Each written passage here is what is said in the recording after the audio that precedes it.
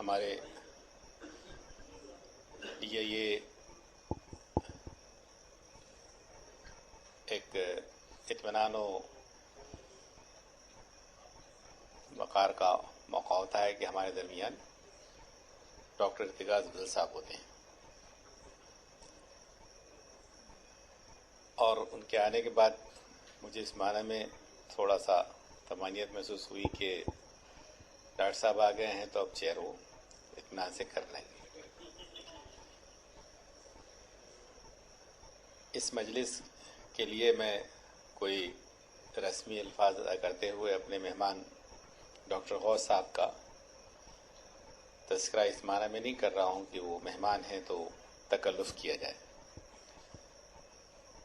جو خیالات انہوں نے رکھے ہیں وہ بہت محتاط اور بہت جامع، مختلف موضوعات کو عنوان دے کر انہوں نے اکتفا کیا ہے، اور جتنی باتیں انہوں نے کہی ہے وہ ایک مستقل عنوان ہے جس پر بہت لمبی گفتگو کی ضرورت ہے۔ ان کا اس طریقے سے عنوان دے کر اپنی بات کو سمیٹ لینا وہ اس کا تقاضا کرتا ہے کہ یک طرفہ گفتگو نہ ہو یہاں سے، بلکہ موجود جو ہمارے ساتھی ہیں ماشاءاللہ ان میں سے بیشتر ہم سے بہتر سوچتے ہیں، لکھتے ہیں، تو یہ کوئی ایسا موقع نہ ہو کہ کچھ لوگ کچھ کہیں اور کچھ نہ کہیں۔ تو میں اپنے احساسات کو بھی شرکاء میں سے ایک شریک سمجھ کر شیئر کرتے ہوئے اپنی جگہ لینا چاہتا ہوں، اس توقع کے ساتھ کہ ہم سب اس میں بلا تکلف پارٹیسپیٹ کریں گے۔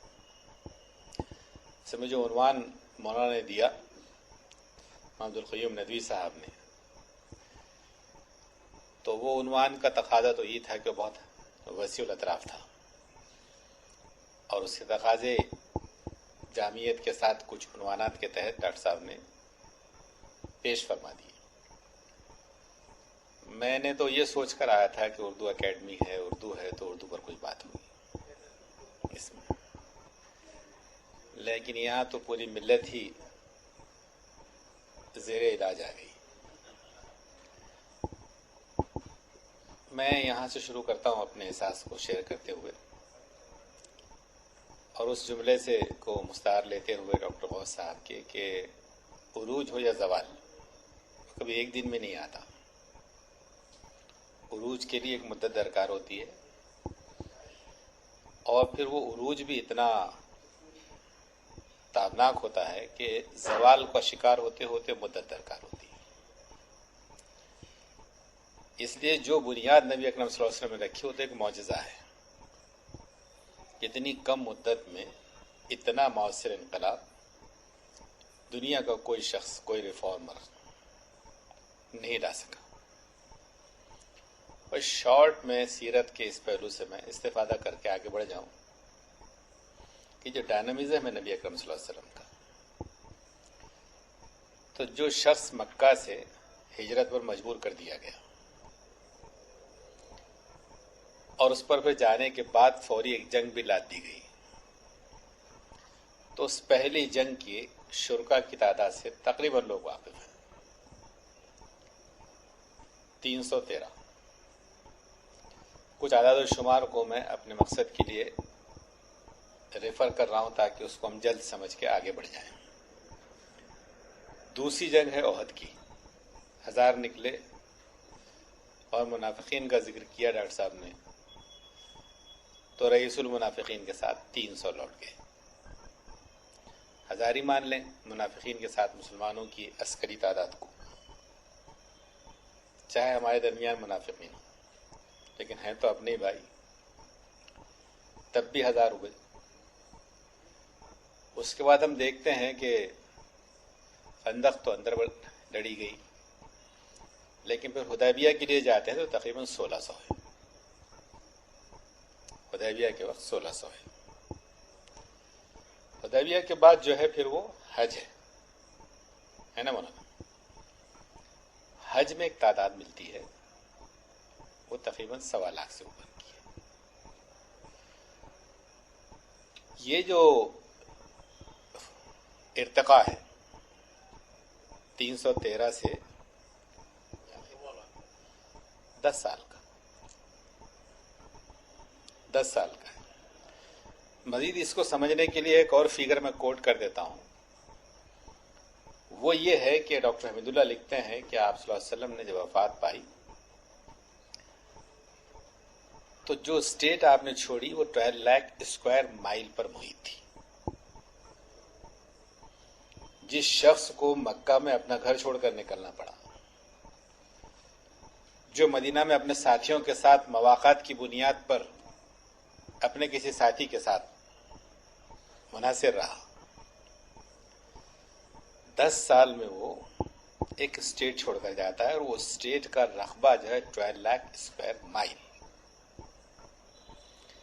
اس کو آپ اگر پر ڈے پر ڈیوائڈ کر لیں تو تقریباً 234 کلومیٹر کا ڈیلی کا ایڈوانسمنٹ آتا ہے۔ ایک پلاٹ نہیں، 234 اسکوائر کلومیٹر پر ڈے، 23 سالہ نبوی زندگی میں، 10 سال میں نہیں۔ اس سے میں جس چیز کو ریفر کرنا چاہ رہا ہوں تو وہ انحصار نہیں، بلکہ وہ تدبیر، وہ جستجو، وہ کمٹمنٹ، وہ استقلال، وہ کیسے بلندیوں کی راہیں ہموار کرتا ہے۔ اور پھر چند سال ہی تو گزرے، خلافت کی بحث پر ہم نہیں جاتے، لیکن یہ ہے کہ اس بحث میں بھی نہیں جاتے کہ معاویہ رضی اللہ عنہ کا اپروچ کیا رہا، خلافت ملوکیت میں کیسے بدلی، یہ ایک الگ پہلو ہے۔ لیکن ہم عروج کے تقاضوں میں سے تذکرہ کر کے تھوڑا سا اس زوال کی طرف آنا چاہتے ہیں اور پھر اس سے ابھرنے کی گفتگو کرنا چاہتے ہیں۔ تو نوعیت یہ ہوئی کہ چند دہائیوں میں مسلمان دنیا کی معروف مہذب دنیا کے بڑے حصے پر قابض تھے، اور یہ قبضہ جو ہے صدیوں رہا، ابھی حال حال میں رہا، 19ویں صدی کے اوائل تک۔ 3 ڈائناسٹیز ہیں، ترکی ہیں ترک میں، صفوی ہیں ایران میں، اور مغل ہیں بر صغیر میں۔ تب تک مسلمان ہی اس دنیا کی سب سے غالب طاقت تھے۔ وہ اپنا اس اخلاق کھو چکے تھے جن اخلاقی تقاضوں کی طرف ڈاکٹر صاحب نے ڈاکٹر صاحب نے وہ بھی حوالہ دیا کہ وہ پرنٹنگ مشین جو جرمن میں ڈیولپ ہو گئی تھی، ترک سلطنت کے مفتی اعظم نے اس کے استعمال کو ممنوع قرار دیا، اور پھر پرنٹنگ میں آنے کے لیے صدیاں لگی، تقریباً 300 ساڑھے 300 سال لگے۔ تو وہ ملت جو ریسرچ کی بنیاد پر اٹھائی گئی تھی، وہ پہلی وحی جس کے بارے میں کہا گیا کہ علم کے حوالے سے، اور اس کے بارے میں خلافت کی بنیاد پر ادخال رب الملائکہ کہتے ہیں نجائر فی الارض خلیفہ، خلافت کی اساسی ریسرچ کہی گئی۔ مجھے وہ جملہ بہت اچھا لگتا ہے ڈاکٹر صاحب جو ابن جوزی نے بیان کیا ہے، ابن قیم الجوزی نے۔ وہ کہتے ہیں علم وہ نہیں ہے جو دریافت ہو چکا، وہ معلومات ہے۔ جو دریافت ہو گیا وہ معلومات ہے، علم وہ ہے جو اس میں اضافہ کرتا ہے، اور یہ کبھی ختم نہ ہونے والا سلسلہ۔ جو اس منصب پر ہوتا ہے وہ خلافت کا حامل ہوتا ہے، یعنی تمکنت کا، مملت کا حامل ہوتا ہے۔ اس کے لیے عقیدہ شرط نہیں ہے، اخلاق شرط نہیں ہے، وہ تو ہمارا حسن ہے، ہمارا ایمان ہے جو اس کو جامعیت اور کمال کی طرف لے جاتا ہے۔ لیکن جو آج غالب قوتیں ہیں وہ اس عقیدے کی، اس اخلاق کی حامل نہیں ہیں۔ جس چیز کو ہم بے شرمی، حدود کی پامالی، جس نام سے بھی تعبیر کریں، وہ ساری خرابیوں اور قباحتوں کے باوجود وہ غالب ہے۔ تو میں اسی پر تھوڑا سا ٹھہر کر اپنی گزارشات کو سمیٹ لینا چاہتا ہوں کہ جب ہم یہ احساس کھو چکے تب بھی وہ اثرات اتنے تھے کہ ہم کو زوال پذیر ہونے میں صدیاں بھی تھیں۔ لیکن کیا اب بھی ہم اس کا ادراک کر سکیں؟ مجھے جتنا کچھ گھومنے پھرنے سمجھنے کا موقع ملتا ہے تو مجھے بہت کم امید نظر آتی ہے. اور میں آپ کو یعنی 2-3 مرتبہ ڈاکٹر صاحب مجھے علی گڑھ میں AMU میں کچھ انٹرنیشنل یونیورسٹیز میں بھی پارٹیسپیٹ کرنے کا موقع ملا.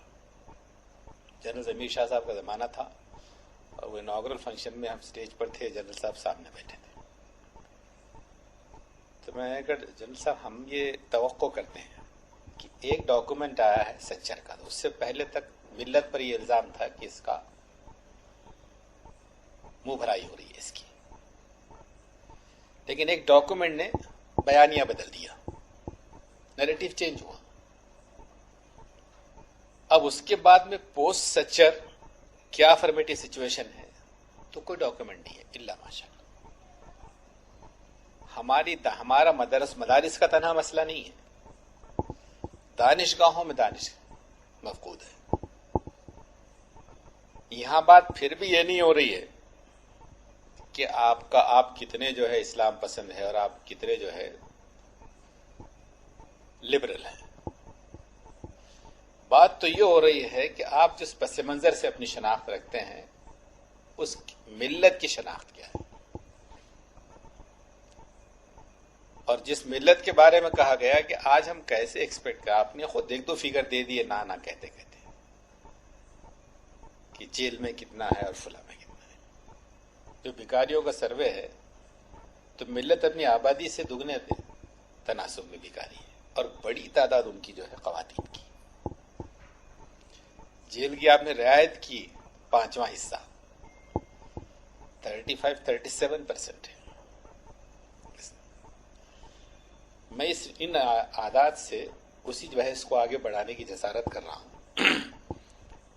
کہ جس ملت کی استعداد یہ ہو، بلکہ اس کو سمجھنے کے لیے علمی کی بنیاد پر بات کی جائے، تو جس کے پاس گریجویٹس 4% سے بھی کم ہو، جس میں ساری فیکلٹیز آ گئی، 4% سے بھی کم،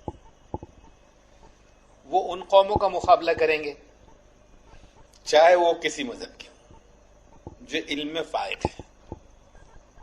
علم تو دلیل سے کی بنیاد پر کھڑا ہوتا ہے. میں نے کبھی پڑھا تھا کہ سید نے یہ بات کہی تھی. جب سر سید انگریزوں کاؤنسل میں منتخب ہوئے تو انہوں نے کاؤنسل کے لوگوں کے درمیان اپنے آپ کو پرکھا اور کہا کہ جب میں ان لوگوں کے درمیان بیٹھتا ہوں تو اپنے آپ کو بہت بونا پاتا ہوں. سید جیسا آدمی بھی ان اسکالرس کے درمیان رہتا ہے تو اپنے آپ کو بہت بونا پاتا ہے. آج بھی دیکھ لیجیے، ہم آپس میں تو کانے راجہ ہو سکتے ہیں، لیکن جن قوموں سے سابقہ ہے ان کے درمیان بیٹھتے ہیں تو بونے بھی نہیں، ایسا لگتا ہے کہ انہوں نے رینگنا بھی نہیں سیکھا ہے. تو چاہے علم کی تشویق اتنی مفقود ہو، اس سے شعور کی توقع قبل از وقت ہوگی. ہم جو ان سے چاہتے ہیں تو شاید وہ کچھ بہت سی چیزیں آپ نے کہا کہ صاحب ہمارے درمیان ٹیلنٹ نہیں ہے، ایسا نہیں ہے، لیکن اس کا ریکگنیشن تو ہو، ان کو آئیڈینٹیفائی تو کیا جائے. لیکن میں کہوں صاحب میں جماعت اسلامی کا ہوں تو میں تو اب تو مستند ہو گیا ہوں، اور ڈاکٹر صاحب ڈاکٹر از ڈاکٹر، اور جو ان کا میدان ہے اگر ہم ان سے استفادہ نہیں کرتے ہیں تو یہ کفران نعمت ہوگا. یہ ہمارے درمیان کی نعمتیں ہیں جو اپنے اپنے سیاق رکھتی ہیں، کوئی کسی جامعیت کا دعویٰ نہیں کرتا. لیکن یہ ہے کہ 1-2 اور سوال رکھ کے بات، کیونکہ میں ان چیزوں پر نہیں جانا چاہتا جتنے عنوانات ڈاکٹر صاحب نے اٹھائے ہیں، لیکن یہ بات کہتے ہوئے اپنی جگہ لینا چاہتا ہوں کہ وہ جو قانون سازی وہ کر رہے ہیں تو وہ ایسا نہیں ہے کہ مباحث نہیں کرتے، وہ اپنا ایک فکری پس منظر رکھتے ہیں اور ان کے پاس تھنک ٹینکس ہیں، اور وہ بہت پہلے سے اس کے نوک و پلک درست کر چکے ہیں. تو جس چیز کو نافذ کر رہے ہیں ان کو آپ کی رائے کی ضرورت نہیں ہے، لیکن ایسا نہیں ہوا کہ وہ جاگے اور انہوں نے کوئی قانون پیش کر دیا. نوعیت یہ ہے کہ اپنے فکر کے پس منظر میں وہ آپ کی فکر کو اجازت نہیں دے سکتے کہ آپ کے مشورے اس میں قبول کریں. اس کے معنی یہ نہیں ہوتے کہ وہ پریپئر نہیں تھے اور انہوں نے آل آف اے سڈن کوئی ادھوری سی اور ناقص سی چیز پیش کر دی. ہماری ہوش مندی کی دلیل تو یہ ہے کہ انہوں نے مینیفیسٹو میں لکھا 370 ریپیل کریں گے, بابری مسجد کنکلوڈ کریں گے, 3 طلاق نافذ کریں گے. اب انتظار کرتے رہیے یونیفارم سول کوڈ کا. میں اس سے پہلے کی ایک نشست میں ڈاکٹر عزیز صاحب اور کچھ لوگ یہاں موجود ہیں. اب ریسنٹ بحث انہوں نے جو کھڑی کی ہے وہ یہ کھڑی کی ہے کہ مائنورٹی رائٹس کے جو سیکیورٹیز ہیں آرٹیکل 29 اور 30 اس کو سائنٹیفکلی ڈیبیٹ کر کے لا رہے ہیں کہ یہ صحیح نہیں ہے. میں اس کی تفصیل میں اس لیے جانا چاہتا کہ پھر تقریر ہو جائے گی, لمبی بات ہو جائے گی, لیکن ان کے ریسرچ ہے اور ریسرچ کی بنیاد پر وہ یہ ثابت کرنے میں اگر اسی پیپر پر اکتفا کیا جائے تو کامیاب ہے کہ کیوں مائنورٹی اسٹیٹس دیا جائے. پھر دوسرا سوال انہوں نے اٹھایا ہے کہ ہندوستان کے دستور کی خلاف ورزی ہے کہ مدرسہ یا پاٹھشالہ یا گمپاس کے سسٹم کو ریکگنائز کیا جائے. وہ کہتے ہیں کہ صاحب مدارس کو اگر آپ ریکگنائز کرتے ہیں, وہ اتنا کہہ کر تو نکل گئے پاٹھشالہ اور گمپاس, بعد میں انہوں نے پاٹھشالہ اور گمپاس پر بحث نہیں کی, انہوں نے صرف مدارس پر بحث کی. انہوں نے کہ یہ کیسا ریکگنیشن ہے کہ جو دستور سارے دیش واسیوں کو سیکولر بنیاد پر تحفظ دیتا ہے, وہی دستور کسی کو مذہبی بنیاد پر سیکولرزم سے ہٹ کر اپنی شناخت کی اجازت دیتا ہے. مذہب آپ کا داخلی مسئلہ ہے, آپ نے گھر میں پڑھائی ہے, لیکن اسٹیٹ کیسے ایک مذہبی تعلیم کو ریکگنائز کر سکتی ہے, گرانٹ دے سکتی ہے, ایک دستوری سوال ہے. وہ تو اسی طریقے سے سائنٹیفکلی ڈیبیٹ کھڑا کرتے ہیں اور اس کے مطابق ماحول بناتے ہیں اور اس کے مطابق فیصلہ یا قانون لے آتے ہیں. آپ کچھ بگاڑ نہیں پاتے. اب آخری احساس یہ درج کرتے ہوئے کہ اردو اب جہاں پہنچ گئی ہے, کل سے لے کر آج تک کم ہی فرق آیا ہے. کل وہ انگریز سے دشمنی تھی جس کی وجہ سے ہم انگریزی سیکھنا نہیں چاہتے تھے, اور راجا رام موہن رائے سبقت لے گئے, سید پیچھے رہے, کچھ کیا. لیکن یہ ہے کہ آج بھی ہم زبانوں کے کو شاید سمجھ نہیں پا رہے ہیں. اردو ہماری تہذیبی ضرورت ہے, اردو ہماری شناخت ہے, ہماری تہذیب ہمارا اخلاق ہے. میں وہ اشعار کہہ کر بھی وقت ضائع نہیں کرنا چاہتا, لیکن یہ ہے کہ اردو سے ہمارے یہ ساتھی جانتے ہیں, میری ایک شناخت جو ہے وہ اقرا اردو اسکول سے وابستگی سے ہے. الحمدللہ ایک کانا راجا اقرا اسکول بھی ہے اس میں, لیکن اس کے بعد میں نے کچھ قائم کیے تو انگلش اسکول بھی قائم کیے. ہم میں سے کون ہے یہ اعتماد سے کہے کہ نہیں صاحب اردو ہی میں پڑھاؤں گا؟ اس لیے کہ اردو میں پڑھانے سے مستقبل جو ہے مخدوش ہو جاتا ہے. کوئی زبان اگر وہ علمی استعداد سے اپنے آپ کو انرچ نہیں کرے گی, وہ کمپیٹ نہیں کر سکے گی. وہ اگر سکہ رائج الوقت نہیں ہوگی تو وہ ہوگی بہت قیمتی, لیکن وہ اصحاب کہف کا سکہ ہوگی جس کو کوئی تقدس تو حاصل ہو سکتا ہے, لیکن وہ سکہ روا نہیں ہو سکتا. اور نہیں ہو سکتا ہے تو اس زبان کو اگر تعلیمی اس کو ریاستی سرپرستی اس میں وہ سائنٹیفک ڈیولپمنٹ نہ ہو تو پھر ہم مطالبہ کر سکتے ہیں. اس سے زیادہ سچویشن یہ خراب ہے کہ ٹھیک ہے مادری زبان میں ہونا چاہیے, لیکن پھر وہ جو سکے رواں ہے اس کے سلسلے محنت کرنے سے کس نے روکا ہے؟ اردو میں سیمی انگلش کیوں نہیں ہوتا کہ بچے اردو کے ساتھ ساتھ انگریزی کمپیٹنسی بڑھائیں؟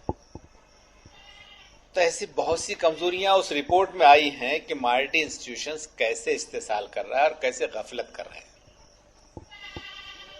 تو اگر اردو کم ہو رہی ہے تو اس کے ذمہ دار بھی ہم, اس کی ذمہ داری بھی ہم پر ہے. لیکن میں یہ سمجھتا ہوں اس ایک ریکویسٹ کے ساتھ کہ حیدرآباد اسٹیٹ کی ایک شناخت تھی کہ حضور نظام نے عثمانیہ میں وہ سائنٹیفک اپروچ اختیار کیا تھا اور وہ مختلف میدانوں کے ماہرین سے علم کا استقبال کرتے رہے. اب ہمارے پاس بہت سے سوتے خشک ہیں تو اور اردو اکیڈمیز کے مقابلے میں تلنگانہ کی اکیڈمی کو موقع بھی ہے، احساس بھی ہے، شعور بھی ہے.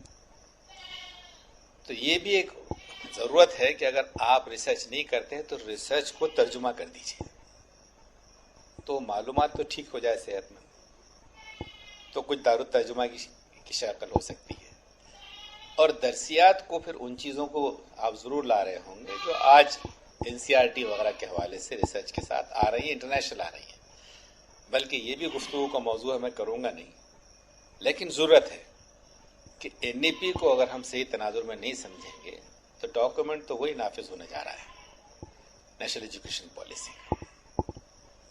اور وہ ڈاکومنٹ میں سے ریلیکٹنس ملت کا یہ بھی ایک کمزوری ہے کہ ایسے سمجھتے ہیں جیسے NEP صرف مسلمانوں کے لیے آئی ہے. آپ ہے کتنے 15%، انہوں نے اپنے بچوں کی نسلوں کے لیے لایا ہے، اپنی نسلوں کے لیے لایا ہے، تو اپنی نسلوں کو ایسی وہ کل نہیں کریں گے. لیکن ہم اسی ہیزیٹیشن کے ساتھ، اسی تردد کے ساتھ، اسی گریز کے ساتھ اگر جئیں گے تو اسی طریقے سے اپنی مسلم گھیٹوز میں جئیں گے کہ اللہ نے تو ایک پلورل سماج میں پیدا کیا تھا لیکن اپنے چھوٹے چھوٹے پاکستان کو ہم آباد رکھیں گے. اور انسانی سطح پر، ملکی سطح پر ہم ایسٹ کے طور پر شاید ابھر نہیں سکیں گے. تو میں سمجھتا ہوں آج کی گفتگو جو ہے وہ کچھ سوالات ہی اٹھاتی ہے اور اس کا تقاضا یہ ہے کہ اس طریقے کے سوالات پر گفتگو ہوتی رہے اور ہم باہم کنسنسس بنا کر اپنے رویوں کو صحت مند بنانے کی جستجو کر سکیں. مجھے آپ حضرات نے گوارا کیا، برداشت کیا، بہت شکریہ.